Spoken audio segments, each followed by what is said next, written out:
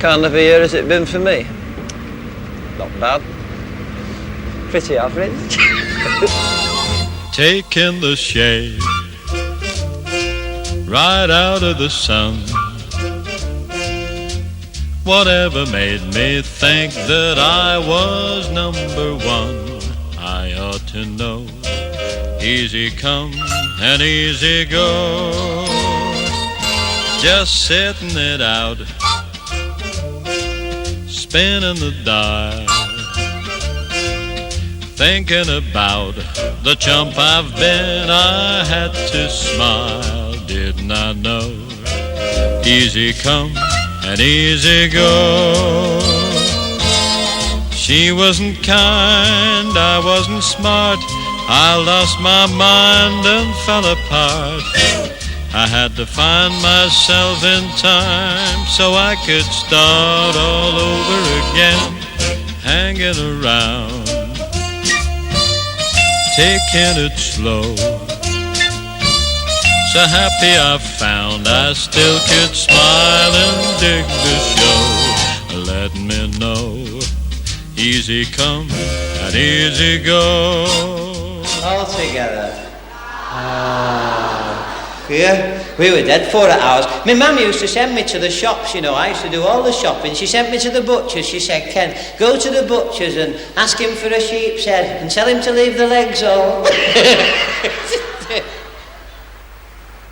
I didn't come from a rich family by any means. I think we were pretty poor. The church gave us a lot of clothes when we were kids.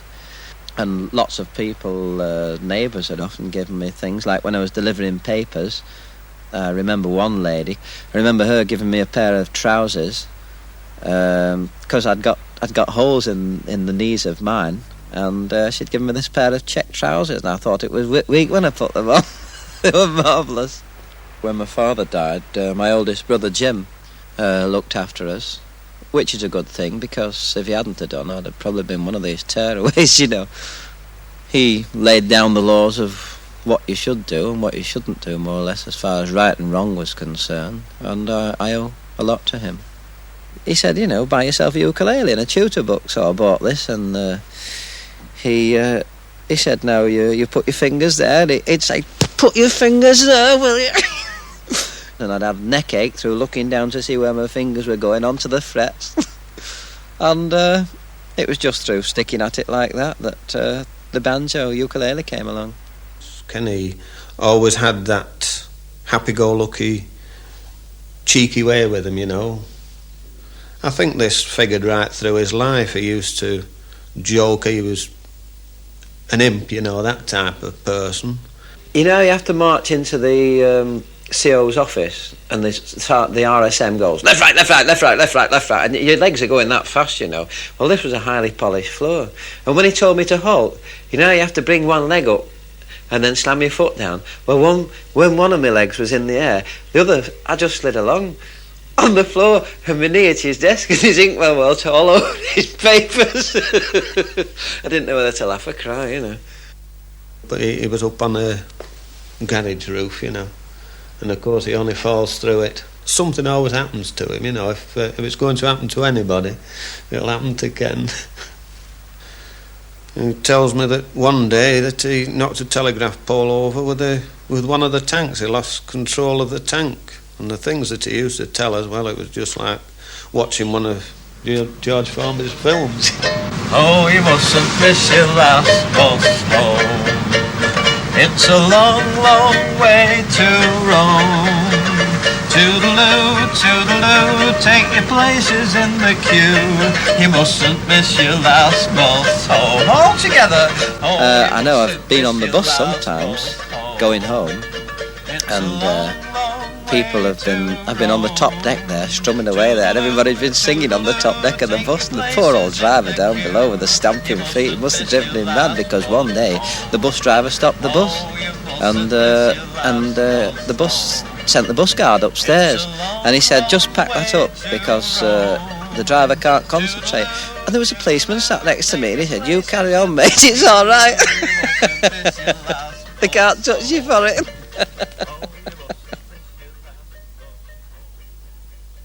He had this accident about 7 or 8 years ago. Before that, he just used to play the uke, and sing, and because he smashed his hands up, and they said he'd never play again, so he started doing comedy, and because he's been doing it full-time now. We've been here about 7 years. And after a while, I started getting back into the uke again, and getting the flexibility back in the fingers. And it was just as well that I learnt to play the uke all over again, because I'd been playing it the wrong way around, before I had the accident. Thank you, ladies and gentlemen, thank you. Ta? Things were very difficult at first because he used to try and do a full-time job as well, and he'd go out and earn £1 or 2 wherever he could, talent competitions and just anything. Ladies and gentlemen, our next artist, the last time you saw him was probably at the command performance at the London Palladium. Well, you can always get work on the smaller circuit, Well, having done the London Palladium, there was one step higher to which he could go and achieve and become the really great comic and artist that he is. And tonight he has achieved that step, ladies and gentlemen, because he's appearing here at the Bramwell Legion Club. And you can't go any higher than that, ladies and gentlemen. And here he is, ladies and gentlemen, the man we've all been waiting for, the wonderful artist, straight from the London Palladium, and the comedians. Ladies and gentlemen, he's here, Ken Goodwin. Come on,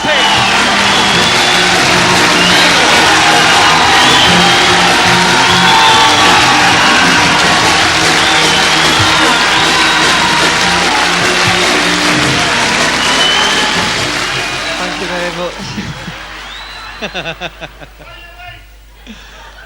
Settle down now. I don't... Shut your gob, you. That told him, didn't it? Well, if he gets home very late at night, of course he goes to bed and I have to be up in the morning to get the girls up. So, and then he has to dash off to the studio or make a record or whatever it is, Don't see much of him. I see her in bed, but she probably won't see me. Of course, if it's summer season or pantomime, it's quite a while all at once. But if he's within striking distance, he comes home, What about this fella that went to the doctor's and he said, "Doctor, I think I'm a bell." He said, "Well, go home and lie down for a couple of days, and if there's no change, give us a ring."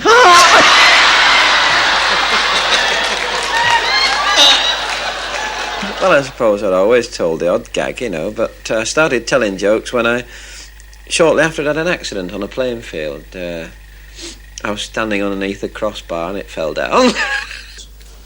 Well, Kenny, it really knocked him for 6 because they took him to Crumpsall Hospital and his hand was really badly smashed up. And one period they thought he was going to lose them altogether, But, however, they managed to save his fingers, but his spirit really took a bash, Told I would never play a musical instrument again, string instrument, because the hands were so bad. So I started concentrating on comedy then. This woman come to our house, she said, "I'm collecting for the local swimming bath, so I give her a bucket of water."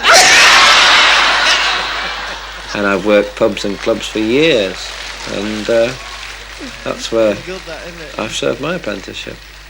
One of my first bookings was at a pub in Moss Side, and I auditioned, and the landlord said, yes, we'll book you, gave me £1 a night. I first met Ken Goodwin many years back when he was a drayman delivering beer to here. At that time he was entering into our talent competitions, which he was earning possibly £1 and maybe £2 at the very most. Could get Ken at that time for about £9 for 6 nights' work. During that time he built up as a comedian. And this really was the turning point for him by going into the hospital. I wanted to be a professional footballer, but unfortunately it wasn't to be. Perhaps it's just as well. I'd have probably presented the management with a few more problems. I was very, very serious about football, yes. I used to run about 5 miles every night and train very, very hard. I'd go out in the fog and all kinds of weather, you know. I wanted to be a professional footballer. Played for a team called Newton Heath Lads. I did have a trial come up for Manchester City. Don't you think we've got enough comedians at City? Ken Goodwin's a goalkeeper. Doesn't half make me laugh. Well, I still keep fit. I've got a rowing machine now where I am. And one of those slimming wheels. And of course, I do one or two physical jerks and things, just to keep my waist down, and that's all. I don't want to build any muscles or anything. I just want to keep my tummy flat. He was home on Christmas Eve, you know, Christmas Day and Boxing Day, and then he had to go back on the train. So my brother-in-law drove him to Crewe, and they said, oh, there'll be plenty of seats, don't worry. Anyway, when he got there wasn't a seat on the train, even standing in first class. So he finished up sitting in the luggage van on his rowing machine like this all the way to London. Oh, come on, Ken. How long have we got to wait for you? Oh, I'm staying with a lady in Lewisham here. And how about that fish gag? Did you do that? What, have you got smacked in the face by 6 cods? Yeah. What would it be? A cod's wallop. Yeah, that's the one. Did you do that? No. No. She's one of the windmill girls. One of the old windmill girls, you know. Nice lady. She's just like a mum, really. And she looks after me, doesn't let me forget anything. And if I did, you know, she'd be down to the theatre with it. She's that type of person. When I met her, I knocked on the door and she said, what do you want? I said, I want to stop here. She said, well, stop there and close the door. Well, the first time I worked cabaret in London was last May. It was at the Gargoyle Club. And I didn't know it was a strip club upstairs and a nightclub downstairs. Never having been into one of these places before, I walked in and I saw this projection room at the side here and these doors, and I thought it was a cinema, you know, where they showed pictures. I think there's such a lot to see in London that I would like to see. It's just finding the time. Never seen Buckingham Palace, you know, and I think I shall get round to going down to have a look at it one of these mornings, and if I stand outside long enough, I might see her at the window. Never ever seen the London Palladium before. I thought it was going to be a little place like the City of Varieties. When I walked in, it was massive. Of course, I went in the back door, you see, and it didn't look so big from there.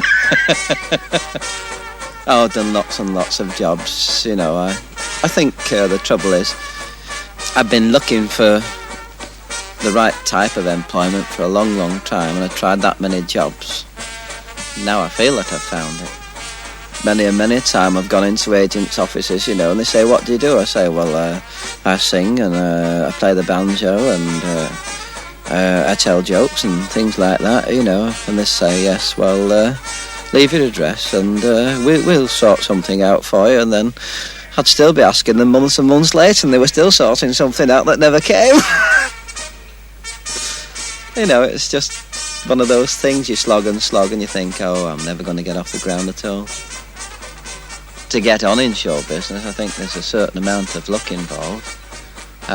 Being in the right place at the right time, and of course somebody coming along that knows what they're looking for.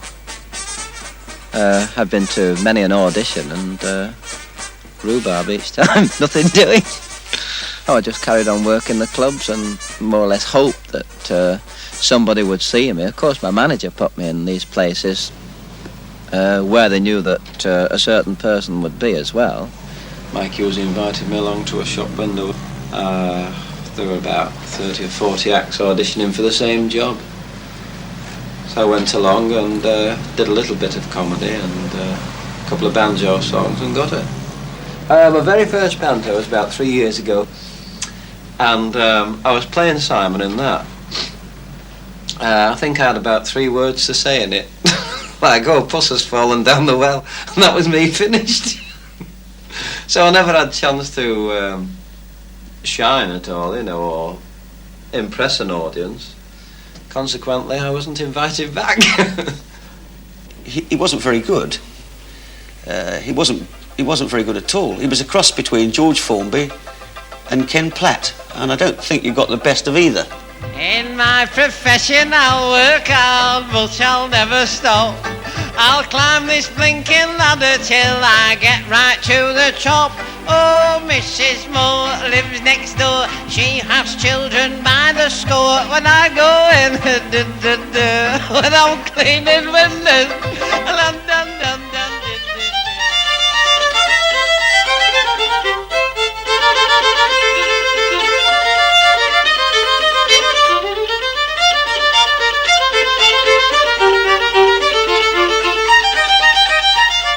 Belinda and Mandy play the violin, and the viola and the piano. They're both doing very, very well. The oldest one plays with the Ellesmere Port Youth Orchestra and the Cheshire Youth Orchestra. And there's a possibility of getting into the National Youth Orchestra. Mandy, who's younger, of course, she hasn't had the experience that Belinda's had, but I think it's quite possible that she'll just do the same. I think that they're proud of me in their own way, but I don't think they've noticed it too much. Better off, of course, you know. Actually, in July, my father was very ill, and it was marvellous. We were able to have a nurse night and day for him, which I suppose we couldn't have afforded before. And he bought me a car, you know, to get about, because as you can see, we live out in the country and it's hopeless shopping. And we bought Belinda a good violin, and we can afford a good teacher for her.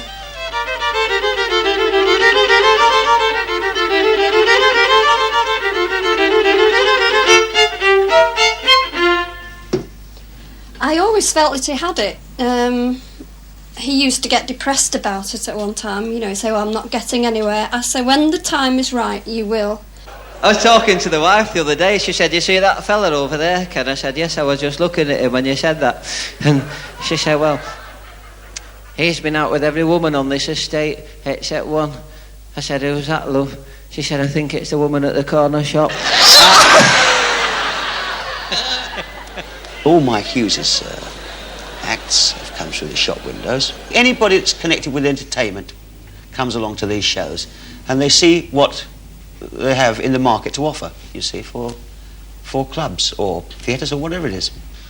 And they all go on and do their little bit, and what the agents and club owners like, they book.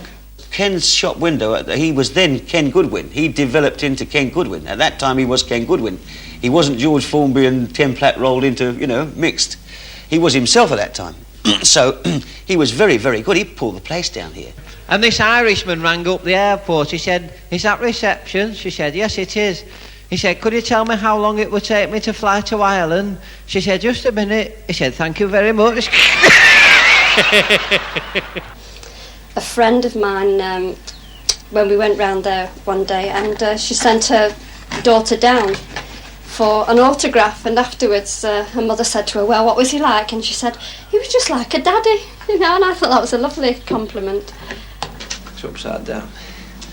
It says, Dear Ken, I am writing to say how much I enjoyed the pantomime last night, and I wonder if you could get Tony Mercer's autograph for me.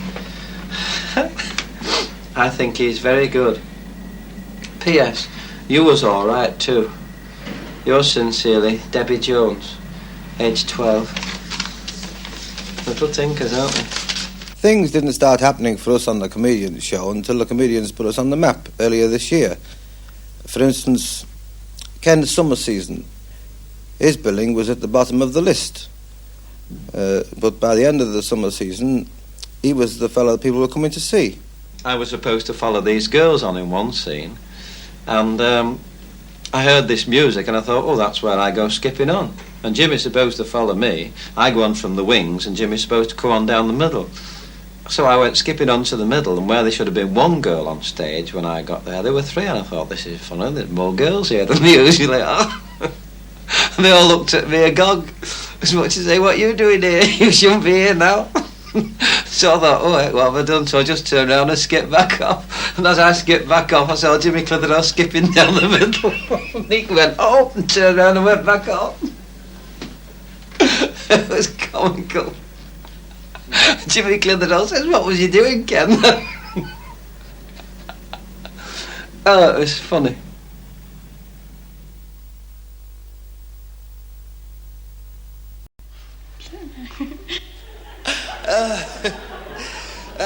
Settle down now. I'm too good for this place, aren't I? We keep laughing, don't we? We're having a good time, aren't we? I think it's a compliment. I think it's fabulous because, I mean, I started off my act by doing impressions of George Formby years ago. And the only reason I did impressions of him was because I liked him very much and I loved him as a character. And then I realised that I wasn't going to get anywhere being somebody else, so I started being myself. But I think it's a terrific compliment. The thing is now all the comedians are rushing to do impressions of Ken because everybody really is looking for somebody new, you know, because to do an impression, it's got to be somebody that everybody immediately knows, you know. It's why everybody does Jimmy Cagney and Humphrey Bogart, Tommy Cooper, everybody does it. And now as soon as Ken comes along, you see, everybody think, right, because as soon as you start into it, you get a laugh, people's faces light up, you can get a round of applause on the gags. No, you'll never believe this because it's not true. But I have had the pleasure of singing this next one before the President of the United Dairies. But I've mucked up a few gags. I've often told the end before the beginning and I thought, oh, what have I done? The judge said to this fella, he said, why did you shoot your husband with a bow and arrow? No, he said it to this woman. I've spoilt that one, haven't I? I'll tell you another one. I'll come back to that one after. It's a good job I'm versatile, I can change, isn't it? Yeah. He said to this woman, why did you shoot your husband with a bow and arrow? She said, I didn't want to wake the children up. My wife laughs at me. She laughs at things that I leave unsaid, you know. Just an expression like, you know, if I say, now this thing will happen or that thing will happen, she'll just nod her head and say, yes, love, yes, love, yes, love. And it doesn't happen, and she knows it's not going to happen. I'm going to tell it to you now. Are you ready? I say, Ken, make a cup of tea or coffee or something, you know.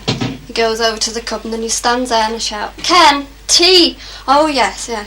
Then he says, where's the cups? So you'd think, anyone would think you didn't live here. Then he says, where's the sugar? I say, it's been in the same place for the last 6 years. So about 2 days later we get a cup of tea. I think he does it sort of in the end. I'll say, oh, never mind, I'll do it myself, you know. So they're hopeless.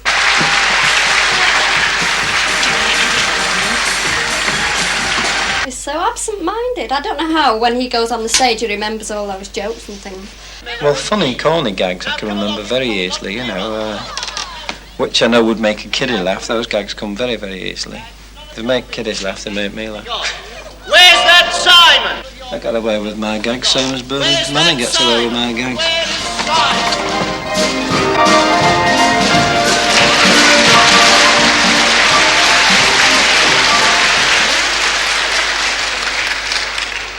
Thank you very much.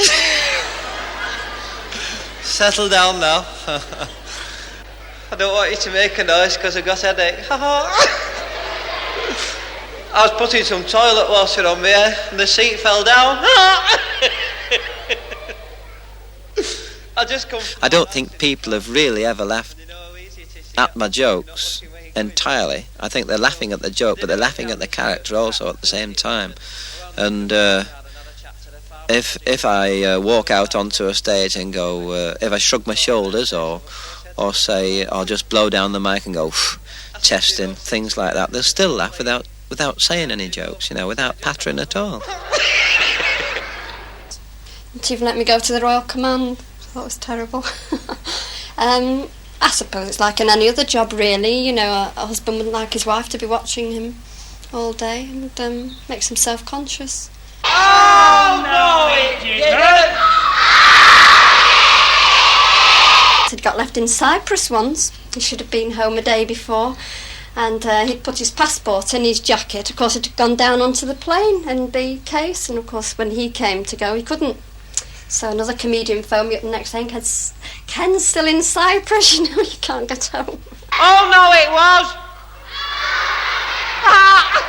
Well, this is a problem, yes. Particularly with his kind of comedy, because it just relies on silly humour. I mean, as you know, he doesn't do anything blue or... which, that must be limitless, that sort of comedy. But for his, which is absolutely clean and silly and, you know, fit for anybody, it's just going to be a problem.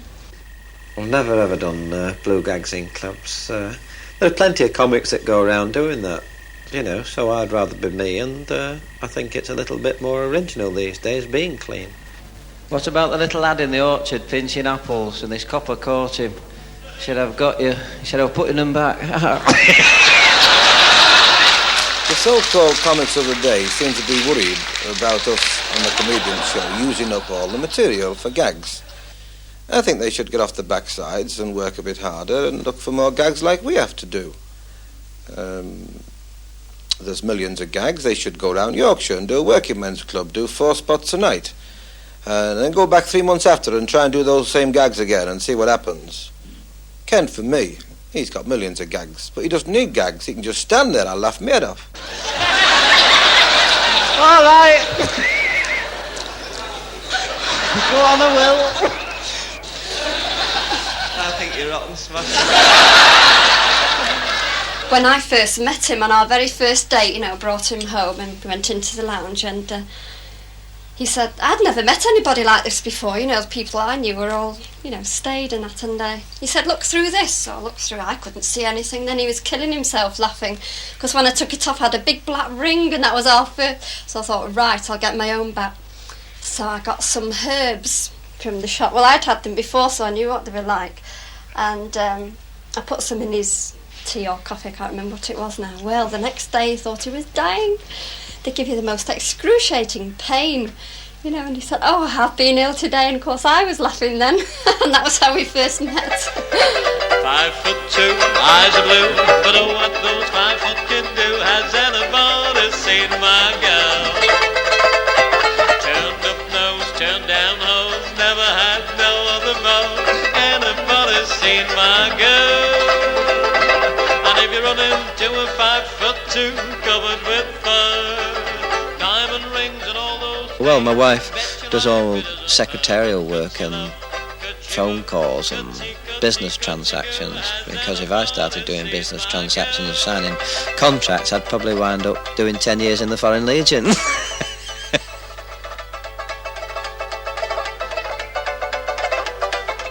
I started singing seriously over the last, well, I would say it's only over the past few months that I've really started taking it seriously. I'd never done it before, and I thought, well, if I start singing serious, people will laugh at me when I'm being serious. And I don't mind them laughing at me when I'm trying to make them laugh. But if I'm being serious, I'd feel a fool.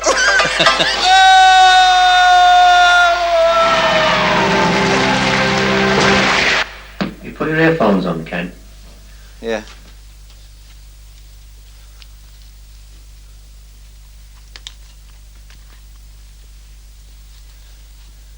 Okay, can you face that mic? What you say? Can you face that mic? I can't hear, I've got my earphones on. Okay, rolling. Here we go. I just don't want to make it a comedy record because you've made such a nice job of it. Okay, Ken, stand by. We're on the red light. All right.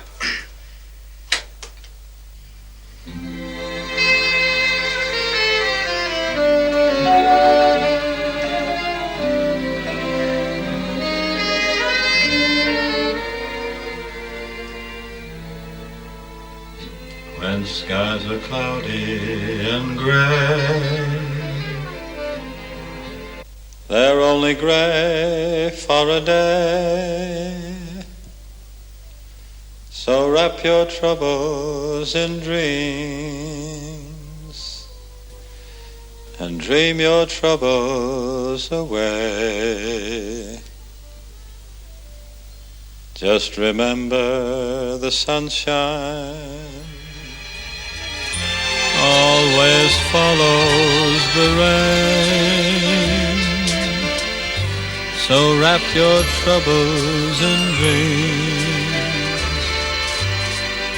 and dream your troubles away.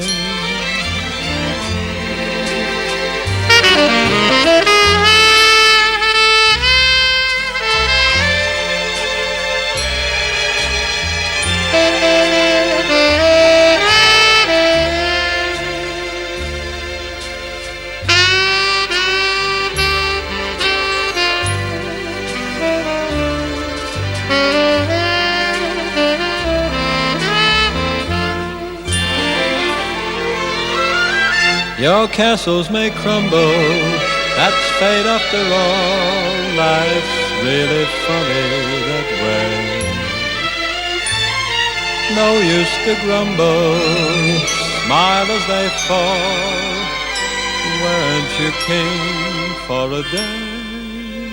Say, until that sunshine peeps through. When they played it back for me, I was astounded at the sound that came out of my own mouth. I thought, well, flipping heck, is that me? Because it sounds really, I was thrilled to bits with it. I know it might sound a little big-headed to say, oh, I like the sound of my voice, but I really enjoyed what was coming back. You know, when they played it back, I really enjoyed it. I thought, it's lovely, this. Hey, yeah. Not bad for a first time, It's not bad, is it? I couldn't have done it better with the banjo. Wait.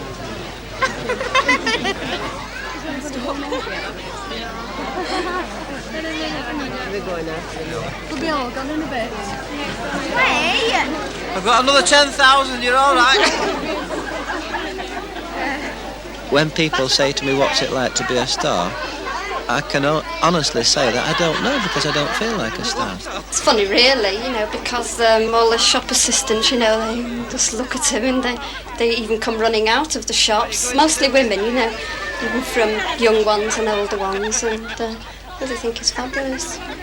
Oh, I think it's marvellous. I mean, it shows what good taste I've got, doesn't it? Fred, send up some more flour. Oh, you missed me. Well, Ken, like the rest of us, is still working off some of the old dates that were booked prior to the Comedians show, you know, that put us on the map, at the old money, the then money. He's honouring the contract, which is the thing for us to do. Undoubtedly, the entertainment officer here will agree with me that this is a record, absolute super record run. So much so, I think I'm going to have a world tour on this new luxury liner, you know, for 3 months. So it's worth 20,000, 30,000 just to throw it away, you know. Otherwise, I only have to pay tax on it. I know that Ken's panto season was booked a long time before he became established as a star, and he's doing a bomb. Whether this was clever foresight on the part of the management or just damn good luck, anybody's guess. Yeah, well, I don't know about foresight. I think it was a communication of ideas between the entertainment department here and myself, and the price we paid was reasonable. As it worked out, it was an absolute gift.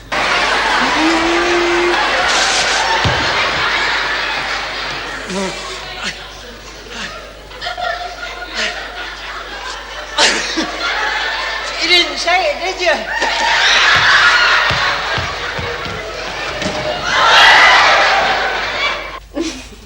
Only in his job.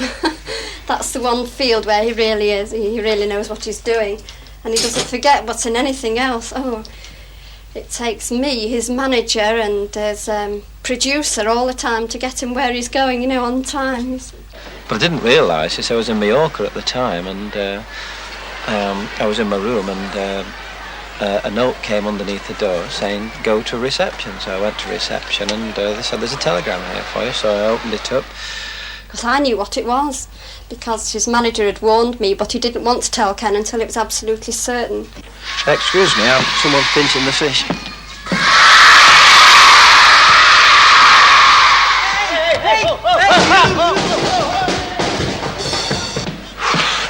You're in Mallorca. Hey? You're in Mallorca. What's that? Oh. You were telling me about Mallorca. Oh, that's right, yeah. I got this telegram, and the receptionist said, is it good news? I said, I think so. It says, congratulations. Can you keep open this date? So I thought, well, I must have got the Palladium, but I didn't know it was the Royal Show, and she said, oh, it's the Royal Command. I was knocked out with it. He just came back, you know, in a daze, holding it like this. And I said, I knew all the time.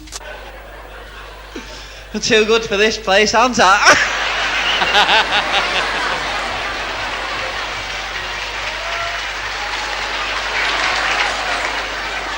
Queen laughed at that. I talked to the Queen when I was there, you know. I shook hands with her. I just did that, you know. She said, very enjoyable.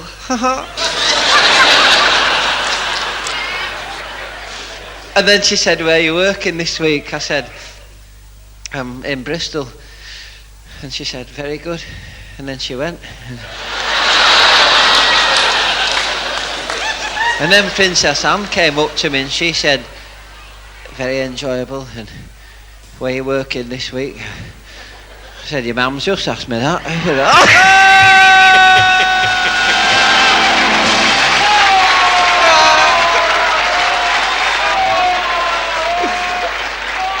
I just made that up. She didn't really say it, you know. When you're smiling, oh, when you're smiling, the whole world smiles with you. And when you're laughing, when you're laughing, the sun comes shining through. But when you're crying, you bring on the rain. So stop your sighing, be happy again, keep on smiling, 'cause when you're smiling, the whole world